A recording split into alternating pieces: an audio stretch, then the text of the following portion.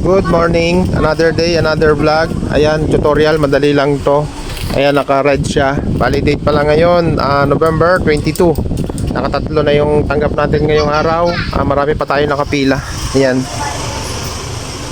Paisa-isa lang yung pinapakita natin vlog kasi naabala tayo kapag sobrang lahat binibidyoan natin.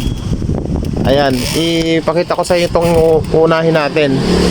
Ayan, naka-red na siya. I-on natin. Op. Ayan, nag-green. Ayan, nag-yellow na siya, green. May nakikita akong guys, walang nagwi-wave na ilaw Wala siyang backlight pero buhay na siya. May nakita akong picture pero malabo. May nakita ko na picture, may nakita akong logo. Pero malabo siya, hindi siya klaro. Ayan, bali silyado pa to guys. Ayan Ayan butasin natin yung seal. Ayan, tayo nagbutas. Ayan, may warranty seal. Seal pa siya. Tayo yung unang gagawa. Ayan, bali 45 inches na Astron. Ayan, isunod natin tong Hisense, tas yung Samsung. Ayan, nabuksan na natin. Bali, bumungad sa atin bloated capacitor. Isa, dalawa, tatlo. Ayan. Tatlong yan, papalitan natin yan ng bago.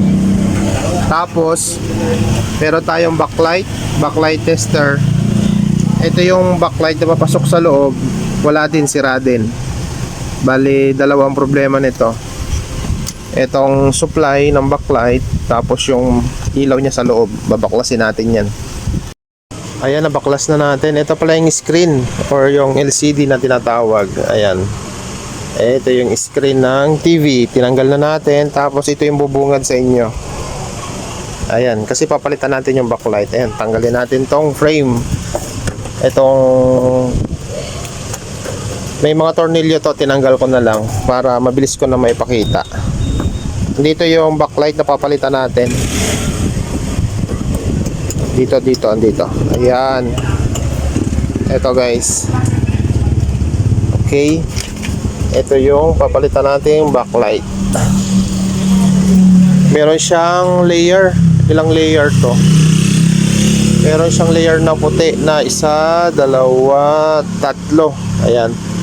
Tatlong layer bago mo ma-access yung backlight. Ito yung mga papalitan natin. Ito mga parang botones na to. Yan yung LED lights na yan. Okay, palitan na natin. Ito yung pinakamahirap sa sa trabaho ng pagre-repair ng TV. Ito yung pinakadelikado kasi pwede mo mabasag yung screen kapag matigas tanggalin. Maraming pwedeng mangyari kapag backlight issue. Hindi katulad ng board repair, power supply repair. Yan, medyo okay yan. Hindi gaanong delikado. Ito yung pinakadelikado sa lahat. Yung ipo-pull out mo talaga siya. Overhaul talaga siya. Ayan, tatanggalin mo yung screen. Maraming tatanggalin. Talagang baklas lahat. Ayan bolt na bolt talaga siya. Ayan, palitan na natin yung mga ilaw.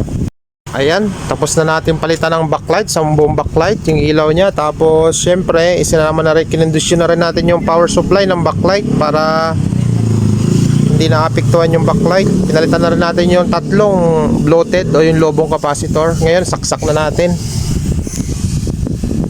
Okay. Ayan. Yun, may ilaw na. May ilaw na to. Tingnan natin kung mabubuhay na yung backlight nito. Yung pinalit natin bago. Tsaka kinondisyon na rin natin yung board. Ganyan ako kapag may sira yung backlight.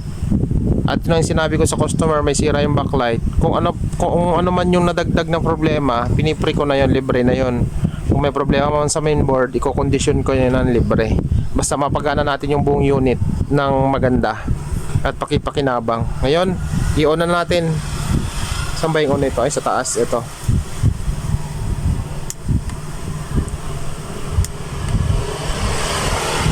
Sa baba ata.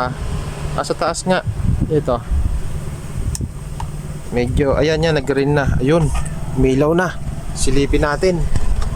Wow, smart TV. Ayan guys, wow, ang kinis, ang ganda. Napakaganda. Android.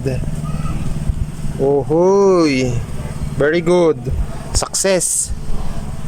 Yan. Pwede na natin tong takpan. Pwede na natin tong takpan. HDMI. Okay. Good na siya. Pwede nang takpan. Ayan. Okay, success ang ating operasyon. Takpan na natin. May susunod pa tayo. Yan, maligayang linggo sa atin lahat. Araw ng linggo, November 22. Ingat po tayong lahat.